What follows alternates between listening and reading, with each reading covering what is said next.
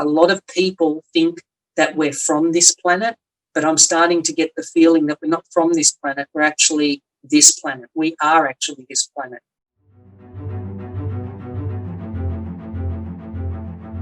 Hello everyone, and welcome to the On the Ball podcast, where we have curious conversation about life, career, spirituality, and anything in between. My name is Eniko Toth, a civil engineer turned world traveler, public speaker, trainer, and Toastmasters champion. My goal is to bring you inspirational topics and people that can help you find your own definition of success. When you are ready, it is time to be on the ball.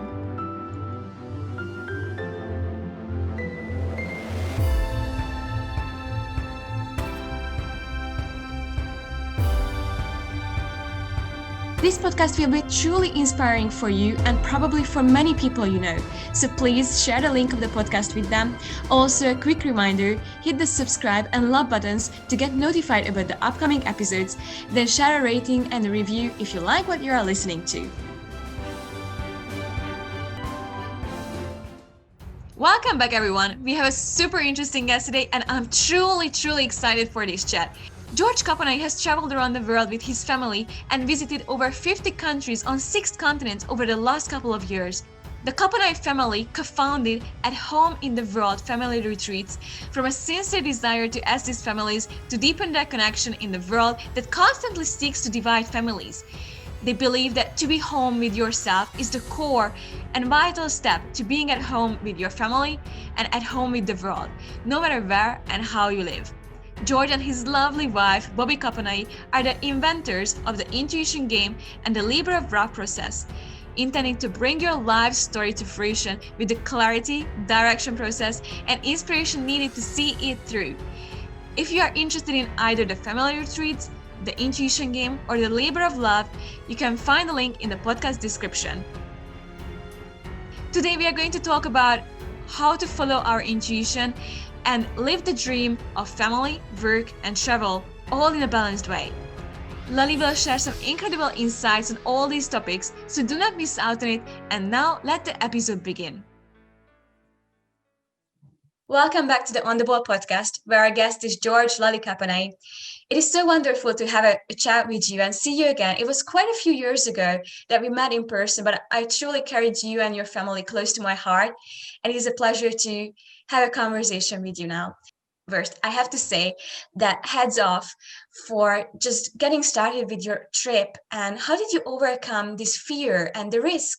Was it kind of an intuitional call that you had to do this trip? Thank you so much, Eniko, for having me on the program. I really appreciate your interest in and your enthusiasm and your drive to bring stories of inspiration to light. I'm truly honoured to be your guest. Thank you. Yes. Where do I start with that? In terms of where we started 12 years ago, really now, when I think about it. We came to a realization at that point in time. I was working, close to between a 60 and an 80-hour week in the technology industry. Our children were very young. I found very little time to be with my wife, with our children, with our family. And there came a moment where both my wife, Bobi, and I came to this sort of realization. We're having a conversation. It had been a particularly hard day at work. And what had happened at that point was I was sort of in a downward spiral, thinking, that our debt was ever growing. Yes, I was earning a very good salary and all of those sorts of things, but I did a little spreadsheet, and the way I looked at it, even if I were to do this for the next 10 years, I felt like we wouldn't be any further along in our lives than we were at that point. And I actually was quite concerned for my health as well. And, because I thought at this intensity in the way in which I was working, if I had to keep doing this for the next 5 years, I thought I would have serious health problems. Mm. And it was at that point I had the courage to just share with my wife the idea that, I don't know how much longer I can do this. And that was with great trepidation because, a lot of guys at that point, maybe some of their wives will go, "What do you mean? Get back in there, get back to work. You got to do it," But as opposed to that, Bobi was like matter of factly in that moment. She said, "Look, it doesn't matter. This house is not our dream. We don't belong to the house. We don't belong to the mortgage. We don't belong to all of the debts and everything that we have in our lives. We're free to do whatever we want. No, let's just sell the house and then be done with it. And we'll figure out the rest as we go along." And that statement was the ship that launched really everything, because it was with such a sense of deep relief when I heard that from Bobi. I felt like at that point together we could do anything. I mean, we were always very connected in our thoughts, but in this sense, there was a great deal of pressure in our generation as well, that you had to own your own home. If you didn't own it, all of this sort of stuff, and taking that step gave us the first step and opportunity to see that there is a much, much bigger world and much, much bigger opportunity for us out there. And relieving ourselves of the debt, selling our house, was almost as big a physical relief as it was a financial relief, and an even greater energetic sense of release. We basically were at a point where we felt like we were floating when we sold that house. And from that step forward and that moment on, we started taking a different course, a different direction. And it gave us that moment to breathe. And I can't emphasize just how important that first deep breath is when you're taking a directional course or a change in life. Wow. Yeah, I can't imagine that. It sounds something totally different experience than most people have in their daily lives. And we never actually experience this deep breath. So then you found your home in the world. So I truly love that quote that you mentioned before, like what I read up as well, to be home with yourself. That leads to be home with our families and to be home in the world. So what are the steps? How can we find our home within and then with the world? Yeah, that's such a great question, Eniko, because in fact, society wants us to do things the other way around. The socio-cultural narratives that we're experiencing today are all about how can we create a coherent society? How can we create a society that knows, how to manage itself environmentally, how to govern itself, how to create equity and equality for all people, and that society also, in that narrative, dictates that you should follow the precepts of society, that the ones that the society laid out, and that's the formula for us to actually obtain that sort of societal coherence. But that actually in itself is an incoherent thought, because society is made up of a whole bunch of people who themselves are not at home with themselves. And what I would argue is that for us to create a coherent society, you actually have to be at home with yourself first. How can we expect to create structures in society that are coherent, that are at home with themselves, if we don't actually address the coherence within ourselves first? And that's really the essence of the whole journey. It actually summarizes our journey of the last 12 years. It's a journey towards coherence, that journey towards the inner coherence of knowing oneself. And to be at home with oneself is to transcend those or work towards transcending those inner fears, those doubts, the things that hold us back, to ask the deep and challenging questions of ourselves, the ones that really actually get us to go to the heart of who we are, or ask ourselves who we are, and to leave, as I said, that space to breathe, just to wait to see what happens in terms of that of the answer, and not to place prejudgments, not to place pre-expectations on what the next step might be. Yeah. And that's pretty hard, when you consider society, wants Yes, you it's to very. work towards that next step. What's your goal? What's your whatever? And that's the thing, you see, to be at home with yourself is to actually allow yourself the opportunity to ask yourself those deep questions and to pause and to breathe and to wait. Could you mention some of your favorite questions? Like what made the biggest change in your life when you asked yourself? Yeah. Well, the first one was, one of the big ones really was, what is it that we're really doing, with our lives? What is it that we're really actually doing? And when I get into the granularity of that question goes to the essence of the various different things that we're doing in our lives as jobs or as work or as any of those sorts of things. But it also gets to the real core of, if you start to peel back the layers of that question, it goes to the real core of what it is that or why it is that we're actually here on this planet at this moment, in this environment at this time, or at this conjunction of the universe, so to speak.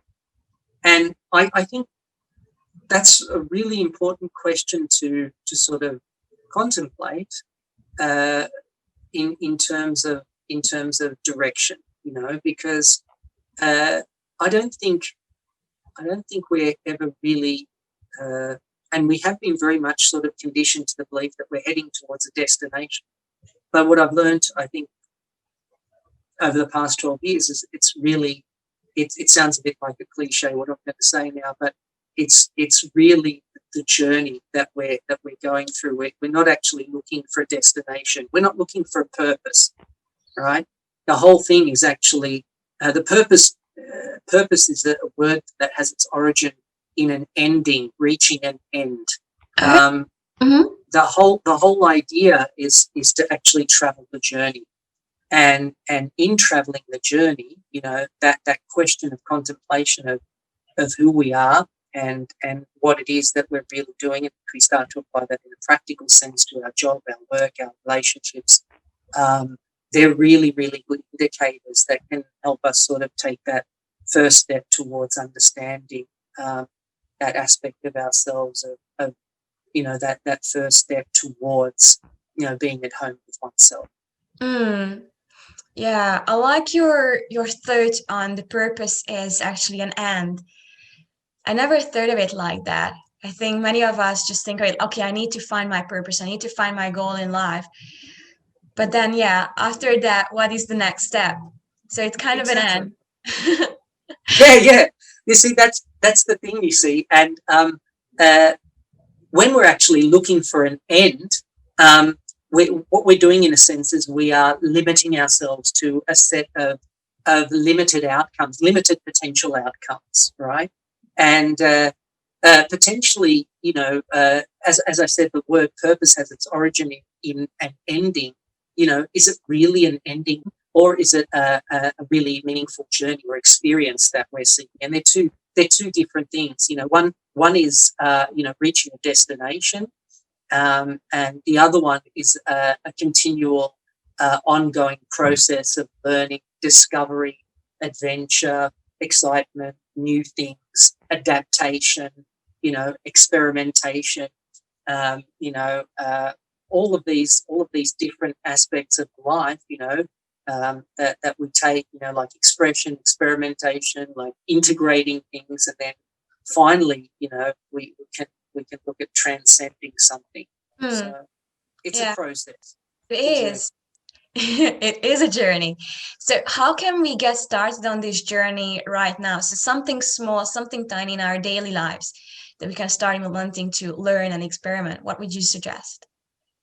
Well, I think, everybody has different things going on in their lives, but, I think one really good question is where we are now, where we are today, and what we're doing as human beings. Everyone could ask that question, is this where I am right now really where I need to be? Is what I'm doing, is what I'm committed to really what I really need to be doing with my life, and just letting that question sit for a while. Don't expect an immediate answer. I mean, for some people, it might be very, very obvious. For others, it might take a while. For some people, it's absolutely yes. They've found their direction. They've found a journey that they wish to go on. But for many of us, or many people, there are, many people are stuck in the belief that what they're doing now, they must do to survive.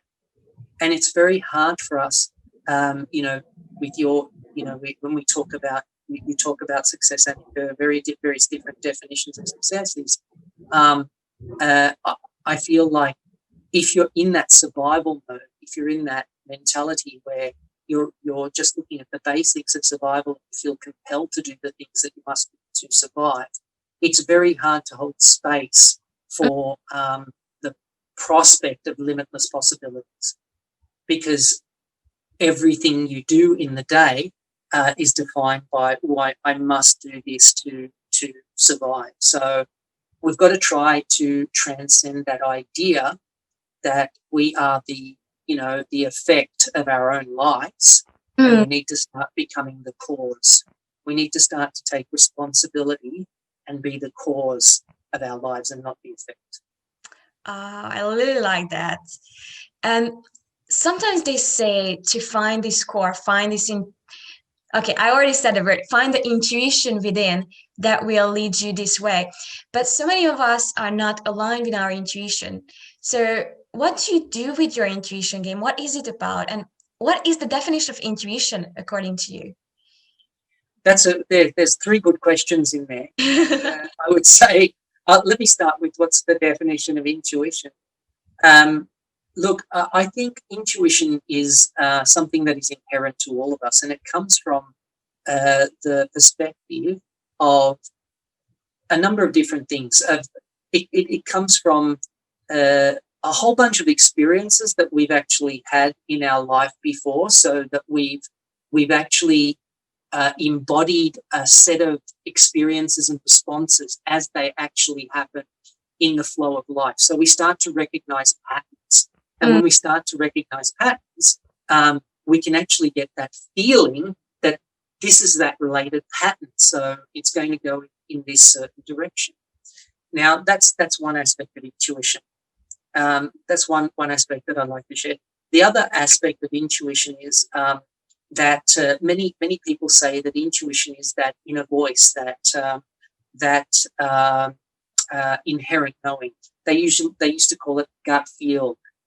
Women's intuition, that sixth sense, so to speak, that we have.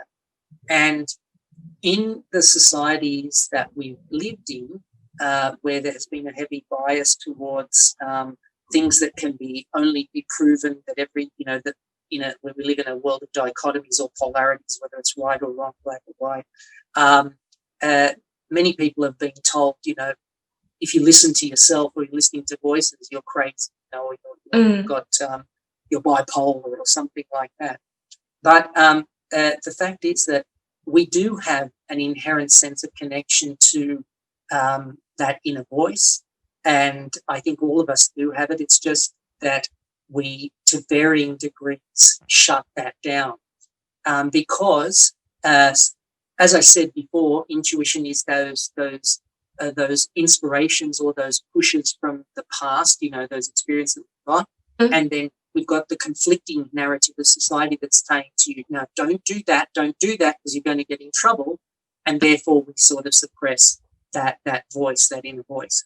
So intuition is a combination of those previously experienced experiences, that innate feeling within oneself, and a sense of direction that we can take, from that inner voice. So I feel intuition is a combination of all of these sorts of things. And what does it serve? It serves to give us some direction in future steps that we would like to take or that we need to take. So how did we come about this whole thing of the intuition game? Well, we actually started about 12 years ago with a a person that was doing these workshops with crystals and Mm. how they resonate, and crystal resonance in the sense of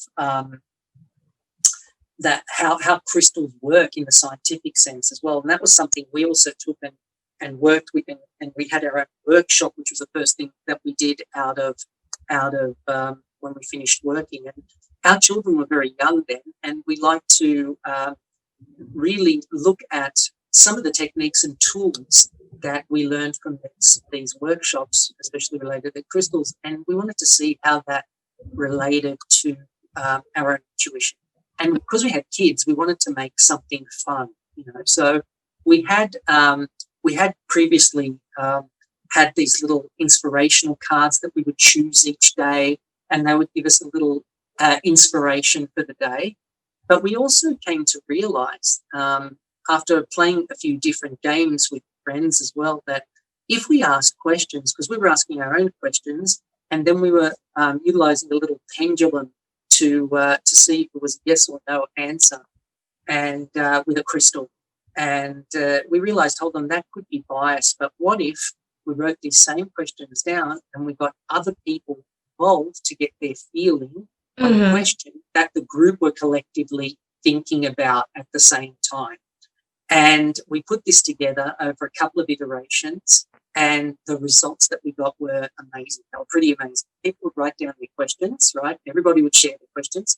Then one person would sit in a seat, and they would be what we call the intuitor. And they would sit with their back turned to the group, and the group would all pick a question in silence that was one of the people's questions in the group, and they just hold that question in their mind. Now, the person sitting in front of them with back towards them would start to relay back to them what they were feeling, whether it was a feeling in their body, whether that was something they were hearing, a sense, a smell or a vision or a colour or anything. And we started to get the people to verbalize that back. And someone in the group would just take notes on that underneath the question, and then we do all the questions. And at the end, like we had that little inspiration card, we created our own inspiration cards. They choose an inspiration card as well. And then at the end, when everybody had all their questions intuited, we would read the question and the response, and the correlation between those two things was amazing. What? Amazing. Yeah, and especially when it was other people who were intuiting that person's question. So seemingly unrelated people, and I mean, we played this in games where people didn't know each other, but what they intuited about that person's question was so spot on to that person that they nearly fell off their chair. Wow. And then they read the card, a little inspiration cards that we put together, and the messages that would match and correlate were like a light that sort of just shone on the question they were asking. So this for us was a little experiment and a little game that turned into a fantastic little way that you can ask questions of great meaning to yourself and get answers that give you a sense of direction, a sense of meaning to you, your specific question. Now, was there a third part to the question? I'm not sure, but that was the inspiration behind it. That's what we created, and that's what the intuition game is. It's a game that more than 2 or more people can play. Better if three or more. Invite your friends, and it's a great little way for you guys to share some questions, learn something about each other, and help each other out. Yeah, I truly love these card games, and I cannot wait you guys to come to Europe again, so I can go to one of these workshops and experience it myself, just sitting there and then having these intuitive feelings. It sounds so incredible. So I cannot wait for that.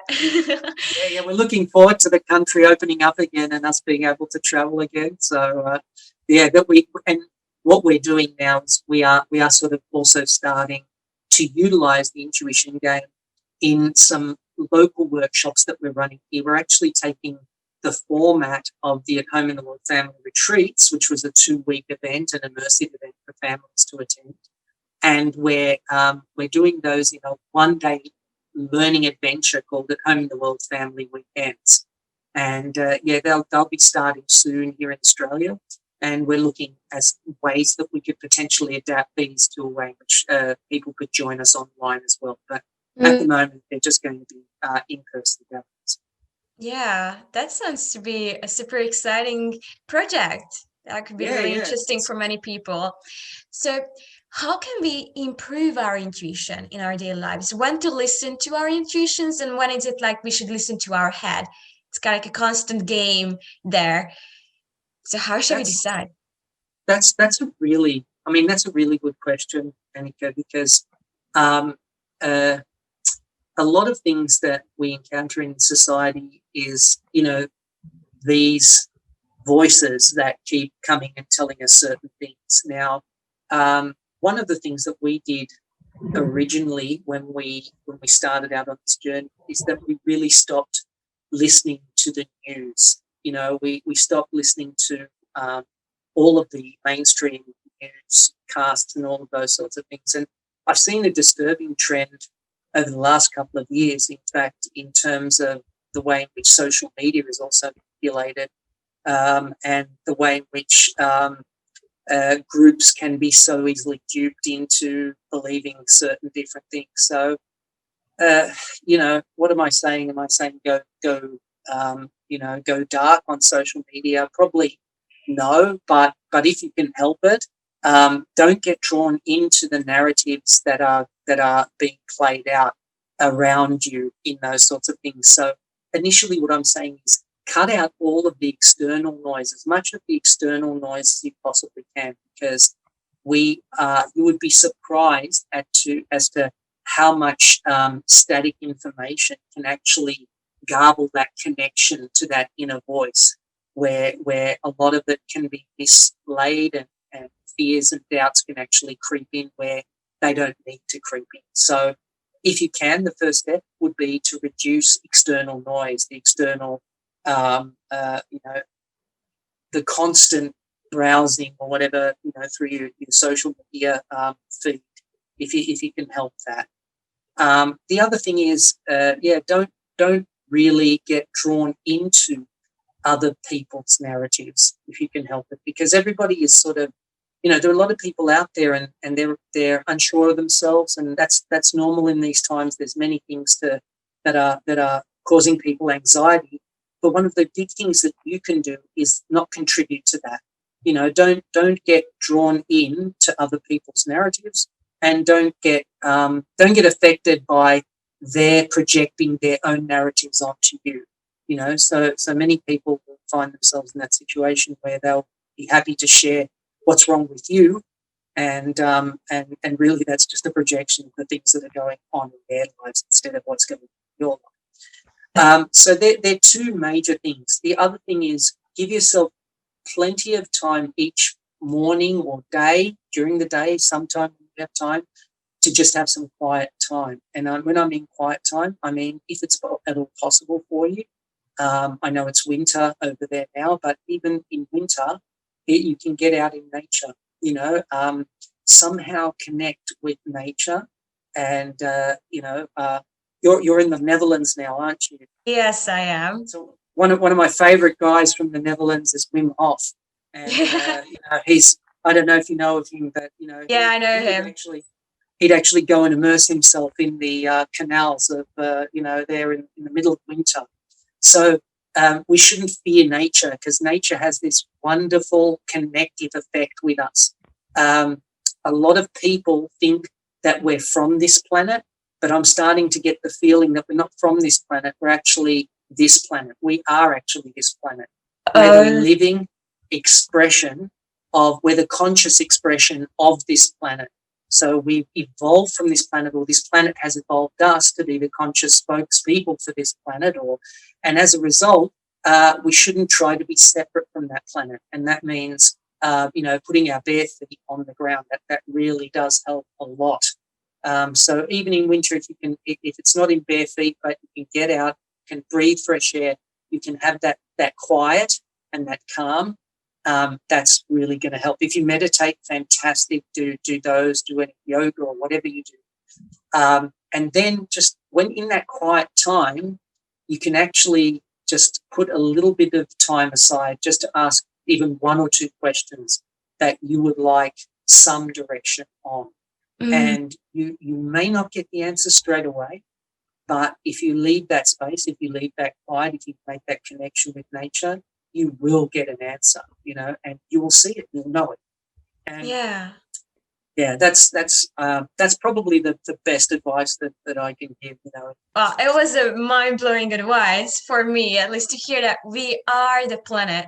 And that is, I haven't put these words and I didn't put a finger on it, this definition, but this is what I'm truly feeling as well, that we are aligned with nature and we should be connected with every single person, and we are all one. That's what we all say, that we are all one.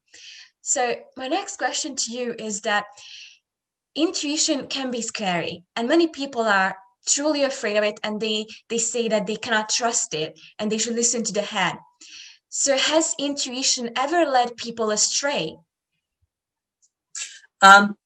Look, the thing I think that leads a really good question too. I think the thing that really leads people astray is what you mentioned there, and that is there's an underlying inherent narrative of fear in our cultures. And, it starts even with the smallest things. Like, all right, I'll give you an example. Europe, your mother will say, oh, don't go out without your coat because you'll catch cold and you'll die, So where do these narratives come from? They all come from a long history that has been passed down to us from generation to generation to generation. And in a lot of senses, unconsciously. We've unconsciously adopted these narratives. And what has that done? That's actually caused us to doubt this essence of who we are, right? And intuition, in a sense, is an essence of who we are. So, yes, Eniko, that's bloody scary when you're actually going to the core of asking, who am I, Yeah. And try looking at yourself in a mirror for 5 minutes without looking away, and you start to notice so many things about yourself that you didn't see before. So is intuition going to get people in trouble? Absolutely. It's going to get them in the kind of trouble that they want to be in, and that is, it's going to get us one step closer to being more in touch with what we started with saying, being at home with yourself. If you don't want to be at home with yourself, then yeah, just don't ask these questions. That's right. Yeah, absolutely. And it's an interesting question, but when was the first time that you felt truly aligned with your intuition, and then you felt like, okay, yes, now I can truly listen to this? I don't know if I say never, but this is an ongoing practice. So this is something that we practice every day. So there are days, like in everybody's life, there are certain challenges that come up, and you always catch yourself doubting who you are, what's going on, what's happening. And at that point in time, it's very easy to project things, onto other things that was responsible, not me.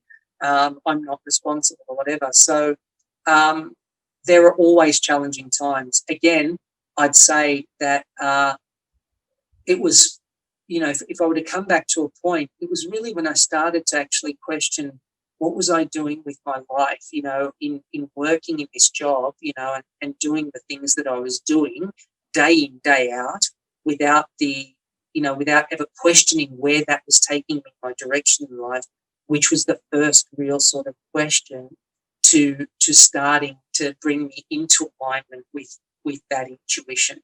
But I've got to say, that's a question that I keep asking every day, because every day you start out on a new journey. The whole thing is, we wake up, it's like being reborn. You come out of this unconscious state, it's like being born again. And you start out on the journey, and at the end of the day you go to sleep, it's like dying again, So you have various days where you really feel in alignment with that journey, and there are other times when there are challenges. But the key then again is to just, when you feel yourself just being a little bit out of alignment or whatever, is to readjust course. And that is just, again, by how do we do that when we navigate in life? Well, we have a compass, we take a direction. If we can't see where we are on the thing, we climb to a hill, we look around, we take note of the landscape, and then we go back down into the valley again. So yeah, it's intuition is something that's practiced on a daily basis and requires just just your attention to listening to those inner voices and to what's going on around you, in the sense that that's as a waypoint or a marker. And I think part of the reason why both you and Bobi are incredible parents to Rick and Lalika is that you ask all these questions from yourself. And then you encourage them to ask these questions as well. Because when I met them, they were already so broad with their knowledge. They knew so many things and they were aligned with themselves. So how did you help them to get started and find their own callings as well? How did you do that? That's a really good question. I could probably fill that with another 30-minute podcast. but the truth is, the very short answer, or the direct answer to that, is that I think from the very youngest age that we could possibly think back, when we started, or when we really, really started this journey, they were only about 6 or 7 years old. And we were already coming to the realization of big mistakes that we were making as parents in trying to be the authority, in pretending that we had the answers, in feigning that we were the ones that knew best. And we really rapidly came to almost like an epiphany at that, is that no, hold on, no, we need to share everything with our children, and I mean everything. And from that moment on, we were having, even when they were 6 or 7, we were having long and depth conversations about our lives, about our financial situation, about our plans, and they became full and complete stakeholders in the entire family journey.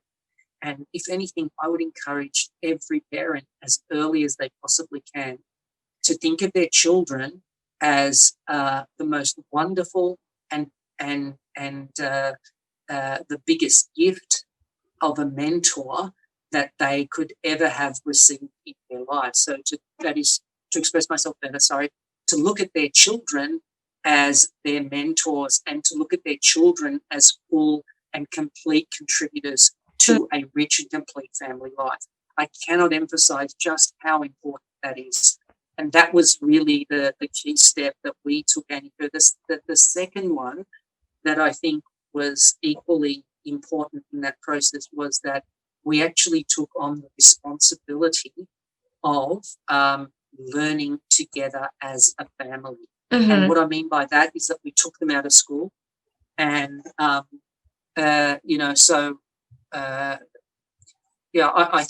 think today, with what's been experienced in COVID-19, many people have experienced a different experience. Now, many people were really, really happy to send their children back, but I think quite a few people also experienced a different kind of experience with their children, and maybe have seen a different way that is possible for them to move forward if they combine their strengths, combine their energies, and learn together. Yeah. And that was the real clincher, with the two of those combined, creating free human beings. And that was for us to free ourselves of our preconceptions and our mindsets, and for us to also free them to have the complete power that they as human beings have, and the inherent rights that they have as human beings in this world, to express themselves from the very earliest and youngest ages. And yes, when you have young children, that takes a little bit more patience from parents, but that's what we're here to do. I mean, we were the ones that brought them into this world, so I reckon we should be prepared to give them that patience, to give them that understanding, to give them that love and support, and you will be surprised the level of contribution you'll receive in return from your children. Yes, and there's also no filter on children, so definitely going to say what they think and how they think it. Absolutely. And that is truly, I mean, my next question, because as you mentioned, we need to learn from each other and we learn together. So what was the greatest lesson that you learned from Rika and Lalika? Well, I think I don't know if there's one greatest lesson, but there's a theme probably flowing through the whole process, and that is that I think we can always challenge ourselves to expand our view of the world and our understanding of each other more and more each day, every day that we're here. And they were key in facilitating the understanding of that concept. You know, the universe, when you think of it, is in a phase of constant expansion. So why aren't we in alignment with that same physical three-dimensional existence that we're in here? We should be also expanding our horizons, expanding our concepts, expanding our understanding. And I think working with them, learning with them, was a really great way to get to understand that concept, that together we expand much better than, you know, if we were going in separate directions. And in that respect, we never really saw them as, oh my goodness, they're impeding what we want to do with our lives or our careers or these sorts of things, but that they were actually the greatest addition to the people that we were becoming, and that we're continually becoming. So that's the sort of theme of the greatest lesson I think that we possibly could have learned, that together this can really be a great learning adventure. Yes, definitely. And you had the pleasure to meet Indigenous people from different continents and different places, and they live differently. And one of my greatest passions are to share their knowledge as well one day. But when you were looking at their lifestyle, their way of education, what is it that you think we should all implement in the modern way of living? Yes, look, we have indeed been, it was a very strong goal of ours to actually reconnect with the Indigenous cultures of the world that we travelled to, and to listen to their stories. I think this is a question that I always wondered about. What would have happened had, when the English came to this country, they looked at the Indigenous people and said, holy moly, look at this land, you know, this is such an inhospitable place. How have you people been able to live here for so long? And if they would have just asked that question and really sat and listened and tried to understand, wow, I think the country that would have been created here would have been an amazing country.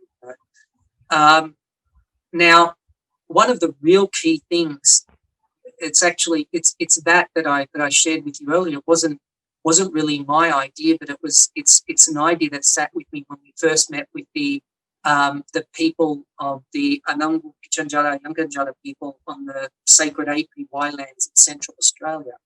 And an elder actually flagged us down as we were driving on the road. Actually, it was his nephew that flagged us down, and we were with another elder whom we were guests of. And the nephew said, look, my uncle has been waiting for you to arrive, so he'd like to share a story with you. And we were like blown away. We thought, how did he know? We didn't tell anyone we were coming. And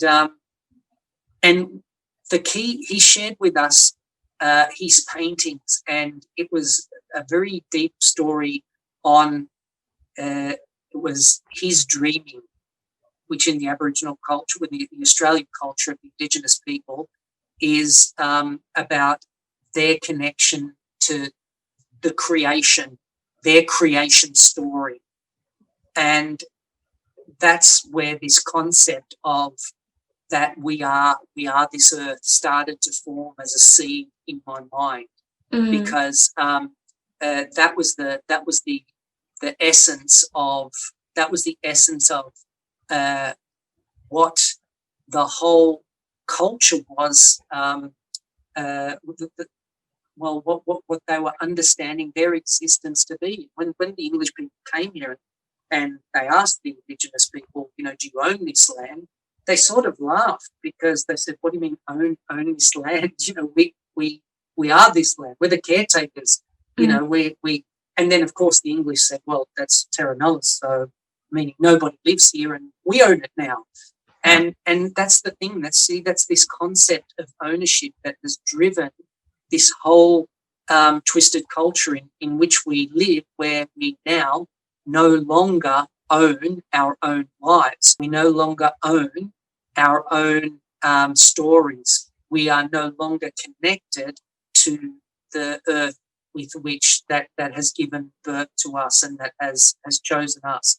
So in this respect, our experiences with Indigenous people was very much related to coming to terms with these concepts, and it does actually come back to,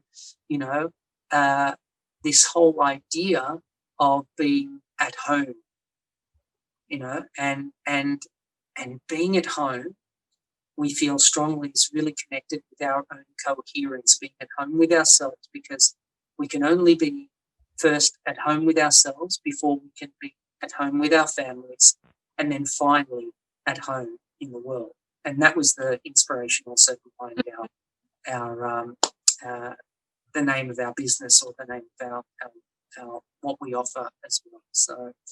So yeah, and the Indigenous people, what we could learn from them, I think, in one sentence, is truly how we can be at home with ourselves through their stories, through their messages, and we can actually take. It doesn't mean that because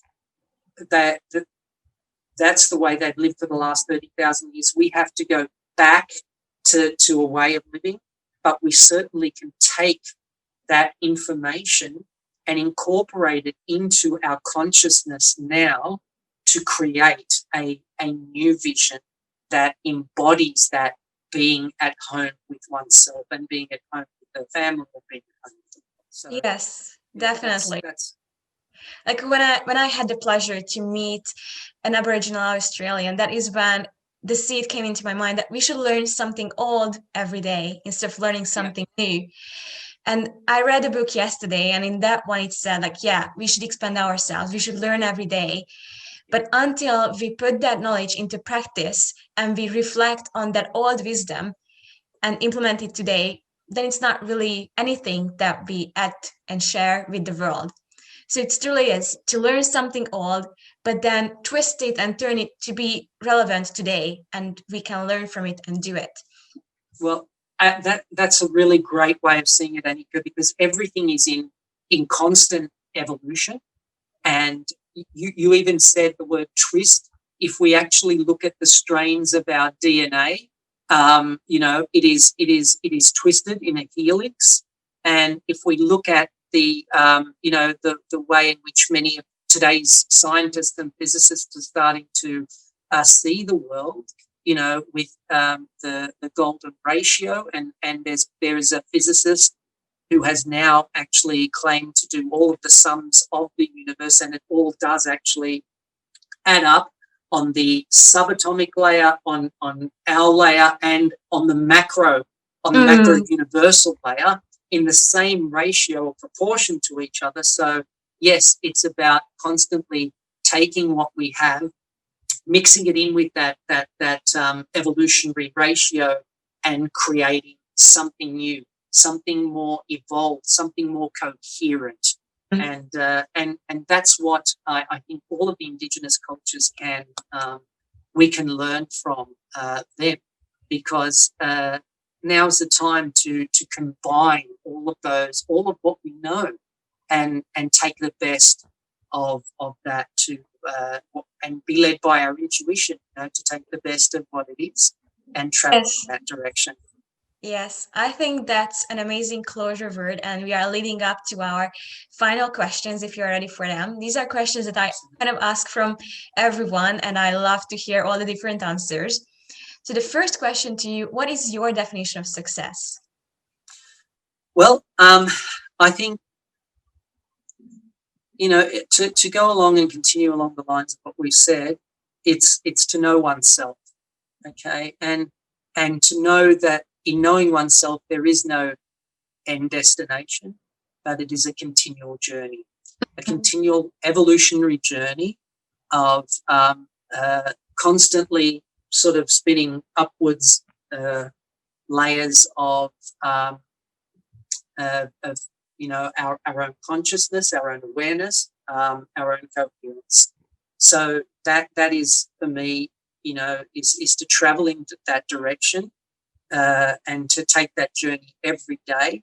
That's already a success, So to be aware of that and to take that on, that for me is the definition of success. Yeah, just to be on the path and enjoy it.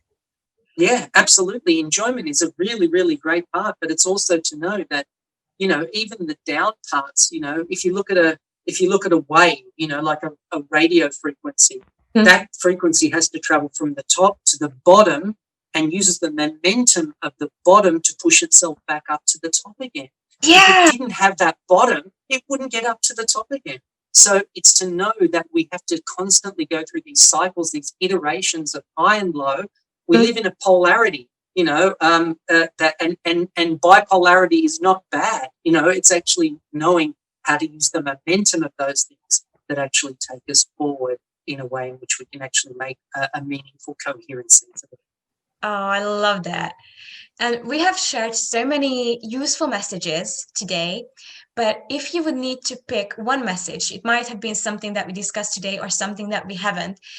But if you would have one message to share with everyone in the world, what would that be? Wow. I mean, you touched on that concept, that we all are one, right? But we do actually experience this reality in terms of separate, being separate, So I think if anything is that, if we're heading towards that concept of knowing ourselves as one, I think the greatest step that we can take towards that is to know that separate self, to be at home with that self, to be coherent in that self, and then, take those iterative journeys until we no longer have the cognitive dissonance of understanding exactly how we are all one, and how in this network of interconnected, this matrix of interconnected consciousness, that we can, utilize all of that to create as one. So I think those are the sorts of things that I find are probably, the most important things that I could suggest, that anybody do. And sometimes that means really asking the hard questions of where you are today, and that's the journey we're on. That's the journey we'd like to help families with, and they're the things that sort of capture our interest at the moment. So if I understand it well, it means that first find our separate self, how we are apart from everything else, be aligned with that, and when we find that, that's when we can actually connect with others. Am I correct? Well, yeah, I think that's an essence or the summary. Yeah, is that we can't hope. I suppose we have to be in alignment. We have to be in alignment with who we really are before we can really and be coherent in that, before we can really hope to gain coherence from the connection with others and the connections with a greater society. What we're trying to do, Eniko, is we're trying to do it the other way around. We're trying to say that society is coherent and you have to do everything to be in alignment with that. And yet what we have is a greatly incoherent society. You don't have to look too far to note that it really doesn't start at the societal level. It actually starts within. So yes, it's really important for us to understand, to be at home with ourselves. Yeah, yes, definitely. And my very final question to you is that your whole family has traveled around the world and been interviewed and asked many questions before. So you might have been asked the same questions before that I asked today, or maybe some different ones. But some of them, I'm sure they repeat themselves. What is a question that you don't often get asked, but I think like you think that it should be asked more often? Whew. There's you're you're well. I don't want to sound sort of funny, but yes, we've been interviewed many times, and we have been talking on stage a lot, and we do get asked a lot of questions. What's one that we don't get asked? I think maybe. I think a lot of people are thinking, how can I do this myself? You know, and that's an individual question each person sort of has to relate to, because I want to make it clear that in our journey of traveling around the world, that was our particular journey because that's what we felt really called to do. So what we were saying is that we didn't want people to travel the world like us and do what we do, but we wanted people to travel their own journey. You know, so how can people travel their own journey? And that is, you know, really it comes back to the essence of really trusting that inner sense, you know, that inner voice, that inner direction, to throwing off the veils of fear, to shut out the external noises, and really, you know, to concentrate in on that, you know, that whole idea that they indeed are the cause of their own life, and that they inherently have come to this planet with everything they will ever need to achieve, you know, that success or whatever it is, you know, that they want to achieve. But that also to understand, you know, that what I just said before, that this is an ongoing journey. And how do you do that? You take it by taking the first step. So if it was a question, you know, how could I apply what you guys have done in my life? You know, specifically, because I know people each have that question in their head. It's really to trust yourself, listen to your own intuition, and take a deep breath, shut out the noise, and take that first step. Yes. And then, just like when you're a baby, the second step will come, and then the next step, and then it'll get easier and easier and easier and easier. And yes. That's those repeating patterns that I was saying, intuition.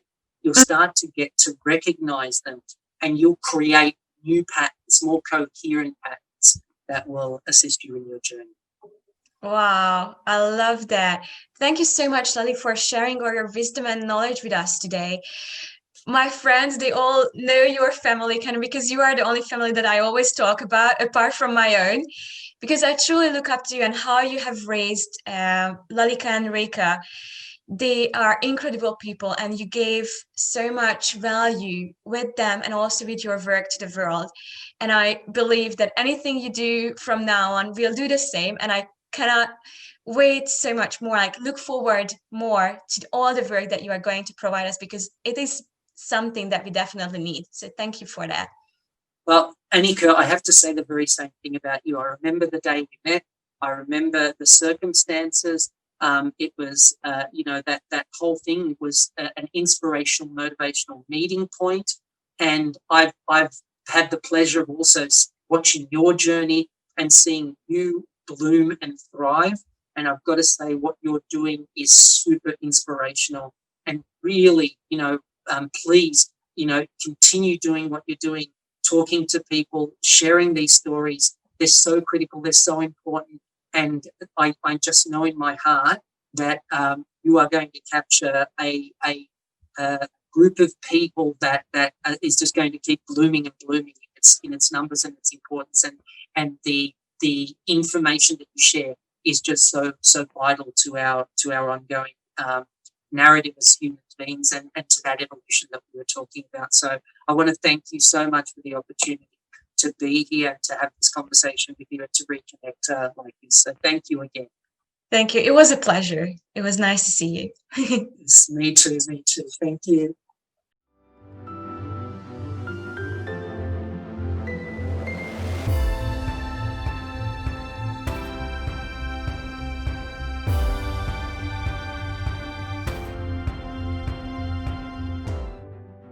What a mind-blowing episode!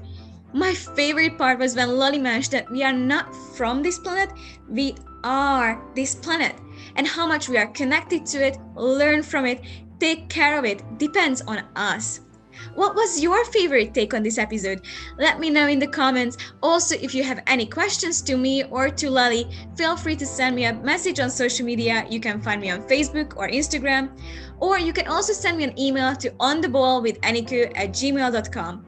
If you have a guest suggestion or you would like to hear from a specific expert on a specific topic, share that with me as well, and I will do my very, very best to fulfill your suggestions.